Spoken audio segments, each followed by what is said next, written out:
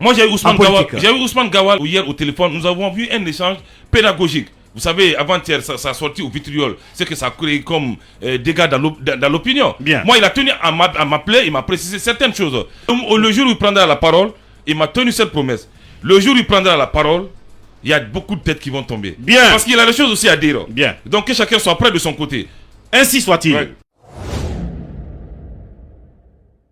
C'est un audio déjà de trop.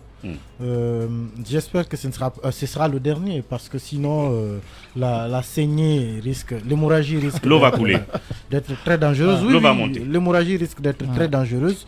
Je souhaite ardemment que ce soit le dernier. Ah bon. Mais oui. c'est mon souhait parce que sinon on est en train d'aller vers une grosse confusion, une très grosse confusion. Ousmane Gawal Diallo, dans sa position actuelle de ministre de la République, qui tient de tels propos, il y a à craindre, il y a à douter. D'autant plus que moi je crois même fermement même le CNRD a à craindre. Ouais. Parce que si on sait qu'on peut à tout moment traiter de telle sorte un collaborateur, c'est quand même difficile. C'est pourquoi j'ai dit qu'on s'achemine vers une grosse confusion si des audios comme ça continuent à se retrouver sur la place publique. Mais il y a quand même une chose, moi c'est mon avis, j'ai la certitude que cet audio est récent. Il est récent parce que quand vous entendez Ousmane Gawal Diallo, c'est vrai, son appétit pour remplacer celui d'Alain Diallo, c'était pas un appétit, on dira, caché. C'était pas caché, mais cette manière tranchante de finalement s'opposer à lui a pris le dessus quand il a été exclu de l'UFDG ces derniers temps. Et on avait dit effectivement que cela ne serait pas sans conséquence. Mais quand il vous dit que l'UFDG ne peut pas prendre le risque de présenter un candidat qui a 50% des risques d'être éliminé, je pense qu'en 2010, en 2013, en 2015 et en 2020, il n'y avait aucun risque que celui d'Alain soit éliminé. Il n'y en avait pas du tout. Si on se met dans le contexte de 2020. Oui, dans le contexte de toutes les élections auxquelles celui d'Alain a participé, il y a eu zéro risque d'élimination. On pouvait dire peut-être qu'il pouvait perdre les élections, mais zéro risque que sa candidature celle-là a failli être éliminée 2 fois par la Cour constitutionnelle, je te le révèle. En 2020. Je t'en parlerai. En 2020. J'ai dit qu'il a failli être éliminé 2 fois par la Cour constitutionnelle. 2 fois. Sur des éléments, Akoumba, peut-être que, évidemment, en 2020, il y a des ficelles. Je ne donne pas la date, mais j'ai dit 2 fois, à 2 élections différentes. Bien. J'en sais parce que j'en ai parlé avec des acteurs. Moi, je vais rester sur les faits en disant que de 2010 jusqu'en 2020, il n'y a pas eu d'éléments sur lequel on pouvait faire éliminer ces loups et faire accepter cela par l'opinion. S'il y avait un projet pour l'empêcher en 2015, en 2020 ou en 2013 ou 2010, s'il y avait un quelconque projet de l'écarter, il n'y avait pas d'élément sur lequel l'État ou la Cour constitutionnelle aurait pu convaincre. Et entre-temps, Alpha n'avait pas encore sorti les fameux audits. Voilà. Donc, je pense que cet audio est récent. Bien. Il est récent et quand il dit « Attendez, dans quelques semaines, ils seront servis », entre l'exclusion de Cellou Dalein et de Ousmane Gawal Diallo de l'UFDG et la convocation de Cellou Dalein Diallo à la CRIEF, c'est pas déroulé beaucoup de temps. Donc quand on dit seront servis, est-ce que Ousmane Gawal Diallo ne fait pas également référence à cette convocation de la CRIEF parce qu'il parle d'une élimination par la voie légale? Il dit le président ne va pas décider, on ne va pas décider de l'écarter comme ça tout simplement, mais la Cour constitutionnelle peut le bloquer. Mais encore une fois, j'ai envie aussi qu'on prenne du recul, qu'on prenne de la distance avec l'émotion. Je pense que Ousmane Gawal Diallo n'est pas en train de révéler une sorte de politique qui serait mise en place pour écarter celui d'Alain Diallo. Ousmane Gawal Diallo, de mon point de vue, est quelqu'un qui pense que la possibilité de l'écarter existe. Et évidemment, on a reçu dans ce studio beaucoup de cadres de l'UFDG qui ont défendu le fait qu'effectivement, il y a des manœuvres pour empêcher celui d'Alain Diallo de se présenter. Donc ce que Ousmane Gawal Diallo vient de dire aujourd'hui vient s'ajouter à quelque chose qui a déjà été dit. Qui n'a pas déjà connaissance du fait que par rapport à un projet judiciaire bien déterminé, on pouvait instrumentaliser la justice pour écarter celui d'Alain Diallo. On l'a dit à plusieurs reprises. Et on l'a dit que si effectivement il s'est retrouvé coincé dans un dossier judiciaire et que les faits sont établis, ce ne sera pas l'État qui aura exclu celui d'Alain, c'est la justice qui l'aura écarté. Bien. Ça, ce sont des faits. Maintenant, si la politique actuelle de l'État, de son fort intérieur, est d'utiliser la CRIEF pour mettre Cellou Dalein de côté, ce sera injuste. Parce qu'en ce moment, il va falloir que toute l'opinion ait un regard sur ce qui se passe, que ce soit à la CRIEF, ou même à ce qui va se passer à la Cour constitutionnelle ou à la Cour suprême à l'approche des élections, que tout le monde ait un regard sur les éléments qui vont soit valider ou invalider la candidature d'un quelconque acteur politique. Parce que ce serait injuste de décider tout simplement que c'est parce que c'est M. Cellou Dalein Diallo, nous allons prendre la décision de l'écarter parce que nous ne l'aimons pas, parce que depuis 2010 il est là, parce qu'il doit maintenant aller au placard. Ce ne serait pas juste. Ça, c'est un raccourci. Mais je termine, si je ne termine pas, je ne serai pas compris. Il faut terminer. Mais si des affaires judiciaires claires et bien établies aboutissent à l'écartement de la candidature de M. Cellou Dalein Diallo, qu'on n'en veuille pas à Ousmane Gawal Diallo, parce que j'ai l'impression qu'il est en train de dire à l'UFDG, préparer un plan B au cas où cela arrivait. Si cela arrive sur le plan judiciaire, on ne peut en vouloir ni à Ousmane Gawal Diallo, ni à la justice. On en voudra aux faits qui auront écarté Cellou Dalein devant la justice.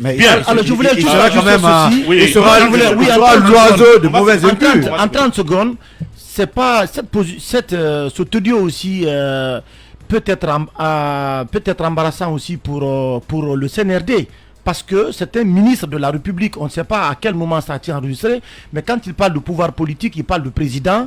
Eh bien, ça pourrait vraiment mettre le CNRD aujourd'hui, les militaires qui dirigent le pouvoir, dans une position inconfortable, parce qu'on pourrait les prêter notamment des intentions de vouloir agir par la CRIEF et d'autres outils pour pouvoir écarter. Donc voilà. Et cette petite observation, cet audio quand même a été interrompu quand Ousmane Gawal a lâché cette phrase.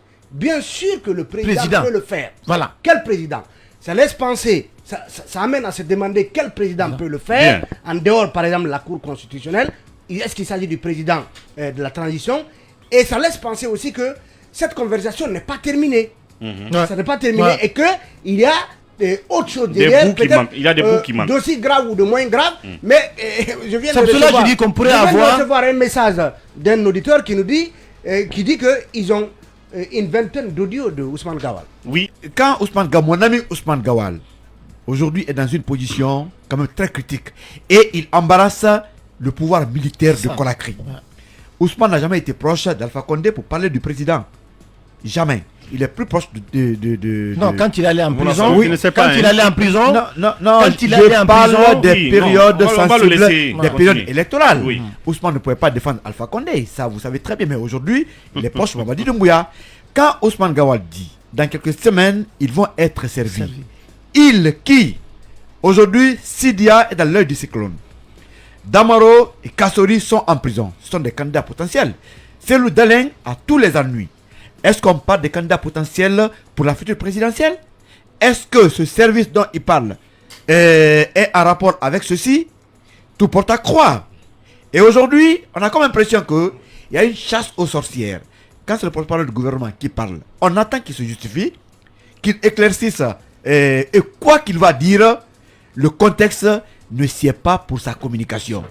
Aucun argument ne pourra aider. Non, s'il veut se défendre, il le fera. Non, je dis le contexte. Si lui ou son entourage il peut le faire, que ça date de longtemps et que voilà, il y a eu ça ou ça, c'est normal qu'il le fasse. Je dis, pour l'instant, ils n'en sont pas disposés. On s'est informé et voilà. Je sais que Ousmane Gawal va répondre, mais je dis bien, quelle que soit la réponse qu'il va apporter, le contexte n'est pas favorable à cette communication. Ça arrive à un moment où il est en guerre avec l'UFDG. Et aujourd'hui, il y a comme l'impression que les gens vont sur toutes les armes pour détruire Ousmane Gawal, qui veut remplacer Cellou Dalein Diallo à la place de l'UFDG. Donc le moment ne s'y est pas, et je sais que c'est embarrassant même pour le colonel et la junte militaire au pouvoir à Conakry. Oui, Mohamed Kaba. Mohamed, permets, Lincoln, je te conseille de lire Le pouvoir de Robert Greene. Quand tu es chef, quand tu es responsable d'une association, quand tu es leader, le plus extrémiste parmi tes collaborateurs, il faut l'éliminer. C'est une top.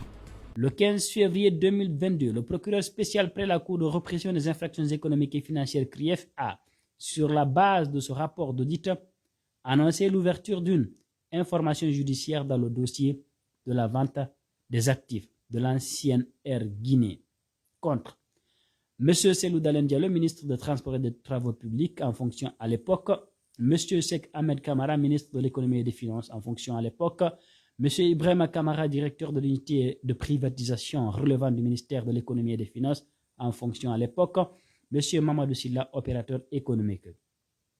Dans un article du site internet www.africaguinée.com paru le 15 février 2022 à 22h04, le procureur spécial près la CRIEF, Maître Ali Touré, a déclaré « Dans la session d'Air Guinée, ces cadres de l'État et opérateurs économiques ont commis des infractions graves à la loi pénale. » Il ajoute « Après analyse du rapport d'audit, le parquet a requis l'ouverture d'une information pour les faits de malversation dans la passation des marchés publics, corruption, enrichissement illicite, détournement de deniers publics, recel de biens et complicité. » Par voie de presse, nous apprenons que le 26 mai 2022, Maître Salif Biavogui, avocat, a reçu de Maître Mama Moussa Kondé, huissier de justice, la signification d'une convocation de la CRIEF en date du 24 mai 2022, intimant M. Selou Dalein Diallo de se présenter le lundi 13 juin 2022 à 10h20 devant la chambre de l'instruction de la dite cour. La chambre est présidée par Maître Mohamed Bama Kamara, assisté de 2 membres, Madame Aïssatou Sako et M. Ibrahima Bayo. Dans cette convocation, il est mentionné que les membres de la Chambre sont saisis des faits suivants: détournement de deniers publics, corruption d'agents publics, enrichissement illicite.